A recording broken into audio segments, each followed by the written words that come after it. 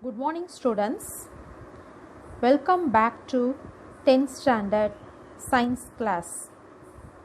Let us start with a new lesson, optics. Optics means light. Light is a form of energy and it travels in the form of waves. The path of light is known as ray of light and the group of rays are collectively known as beam of light. When the object gives out light is known as source of light. Some source emits its own light is known as luminous object. The example for luminous object is stars and sun. And in our chapter we will discuss about the scattering of light, images formed by convex and concave lens, and application of concave and convex lens, and difference between the concave and convex lens. Now we will learn about the properties of light.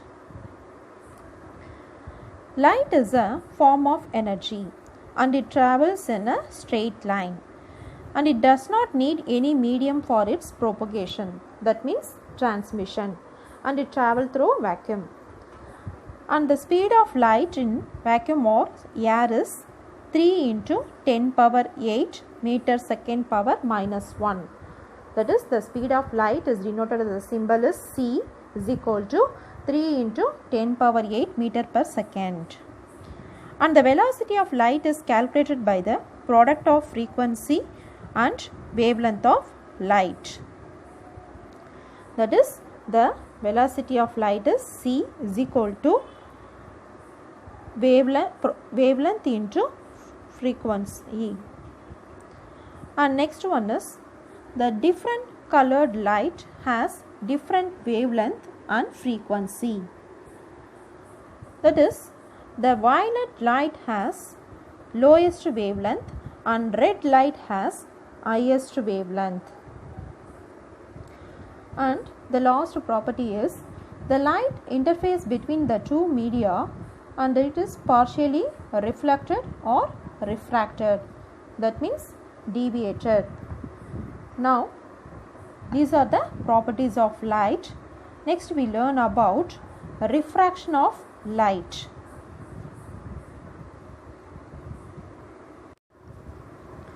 The ray of light, that is, the path of light travel from one transparent medium into another medium. When the path of light undergo some deviation, this deviation of ray of light is known as refraction. That is, the ray of light is travel from one medium to another medium. That light undergo some deviation. The deviation of ray of light is known as refraction. And this refraction takes place due to the difference in velocity of light in different medium. For example, in rarer medium, that is air is the example for the rarer medium, the velocity of light is more. And in denser medium, that is glass is the example for the denser medium, the velocity of light is less.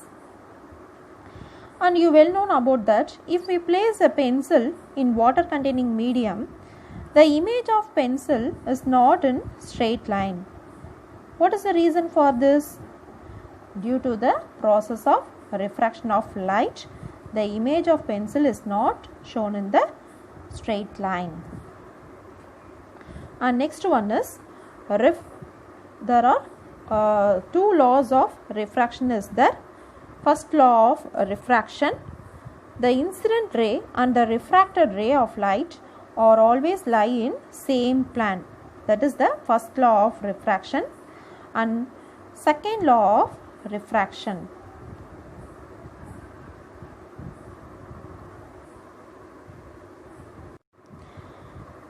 That is, the ratio of sine of angle of incidence and sine of angle of refraction is equal to the ratio of refractive indices of the two media. That is, the sine of angle of incidence is denoted as sine I and the Sine of angle of refraction is denoted as sin r, and the ratio of refractive indices of two media is mu2 by mu1. The first media is mu1 and the second media is mu2. The ratio is mu2 by mu1. And the ratio of sine of angle of incidence and sine of angle of refraction is sin I by sin r. That is, the sin I by sin r is equal to mu2 by mu1. This is the second law of refraction. Once again, the ratio of sine of angle of incidence and the sine of angle of refraction is equal to the ratio of refractive indices of two media. And this law is again also known as Snell's law. The second law of refraction is otherwise called as Snell's law. Next, that is, the refractive indexes gives a idea about how the light travels in this medium, whether if it is fast or slow. And the speed of light in medium is slow if the refractive indices of the medium is high. And next we learn about composite light. That is, the sun is a fundamental and natural source of light. We already know about that. The natural source of sunlight is sun. The source of light produces a light of single color is known as monochromatic source. A composite source of light produces white light which contains light of different colors. When the sunlight is a composite light which consists of light of various colors of wavelength. So it is known as composite light. That is, the sunlight is known as composite light. And next one is dispersion of light. When a beam of white light or composite light is refracted through any transparent medium such as glass or water, it splits into different component of colors is known as dispersion of light. That is, the composite light is refracted the media into any component color is known as dispersion of light. Based on the principle of the dispersion of light, the rainbow are formed, and the band of color is known as spectrum, and the spectrum consists of following colors. We already know about that. In rainbow it contains 7 colors is known as VIBGR, that is violet, indigo, blue, green, yellow, orange and red. So this rainbow is formed based on the principle of dispersion of light. And the angle of refraction is smallest for red color and highest for violet color. Next we will learn about scattering of light. When sunlight enter into Earth's surface, the atoms and molecules of different gases which is present in the atmosphere that refract the light in all direction, that is known as scattering of light. That is, the sunlight enter into atmosphere, the atoms and molecules of the gases is refracted light in all direction, all possible direction, that is known as scattering of light.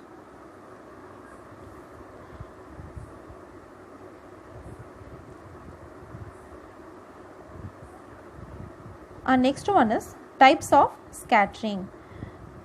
Based on initial and final energy of light beams, the scattering is classified into two types: elastic scattering and inelastic scattering. Elastic scattering, that means the energy of incident beam of light and the scattered beam of lights are equal, that is known as elastic scattering. That is, the energy of incident beam of light is equal to the scattered beam of light. And next one is inelastic scattering. That means the energy of incident beam of light is not equal to the scattered beam of light.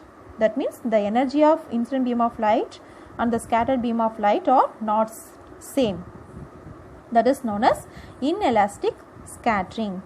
And based on the nature and size of scattering, that is again further classified into 4 types: Rayleigh scattering, Mie scattering, Tyndall scattering and Raman scattering. First we will learn about Rayleigh scattering. The scattering of sunlight by the atoms or molecules of gases in Earth's surface is known as Rayleigh scattering. We already know about that scattering of light, that is known as Rayleigh scattering. And next one is Rayleigh scattering law. The amount of scattering of light is inversely proportional to the fourth power of wavelength, that is known as Rayleigh scattering law.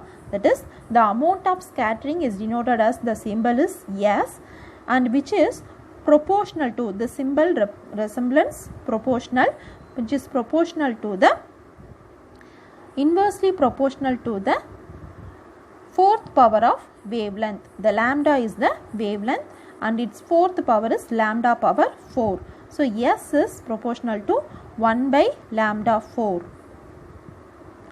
And according to this law, the shorter wavelength of colors are scattered much more than the longer wavelength of colors. And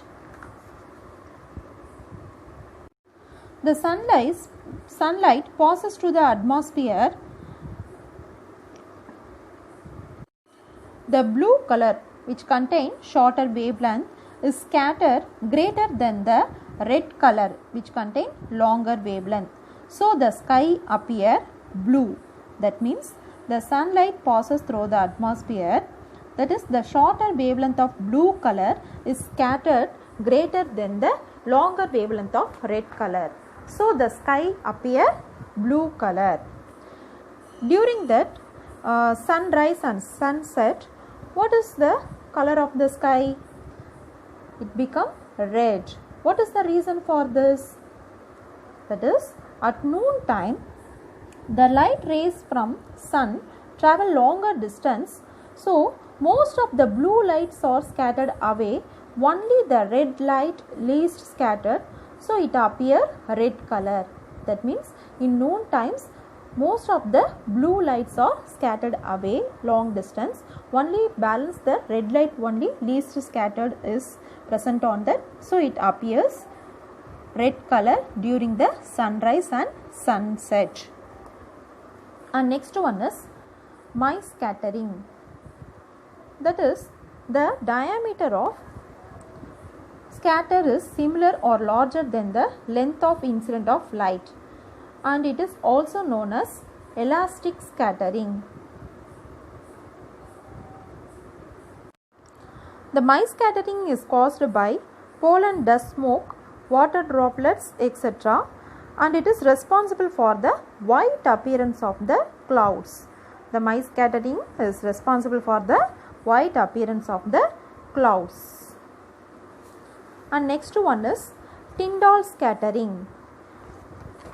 I hope you already know about Tyndall effect. That is, when a beam of sunlight enters into a dust through the rooms of window, that path becomes very visible to us because the tiny dust particles present in the air of the rooms are scattered the beam of light. This is known as Tyndall scattering. And when a beam of light is passes to the colloidal solution, the colloidal particles scatter the beam of light and its path become visible to us. This is known as Tyndall scattering or Tyndall effect. That is, the particles are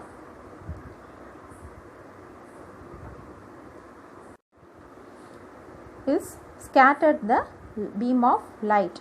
So this effect is known as Tyndall effect. And next one is Raman scattering. When a beam of monochromatic light is passes through the gas or liquid mediums and the light rays are scattered, the scattered light contains some additional frequency other than the incident frequency. That is known as Raman scattering or Raman effect. That means the scattered light contains some additional frequency other than the incident frequency is known as Raman scattering or Raman effect.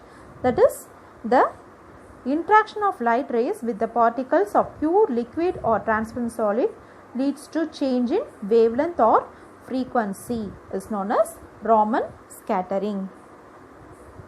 And next we learn about lenses.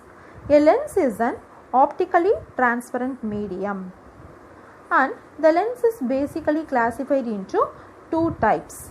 We already well known about that, convex lens and concave lens. Convex lens, it is a thicker in center than the edges. That is, the center of the lens is thicker than the side of the lens, edges of the lens, and the beam of light is passing through it. It converges to the point. It converges the beam of light. So the convex lens is otherwise called as converging lens. And concave lens, and it is thinner at the center than the edges. So the center is very thin and the edges are very thick.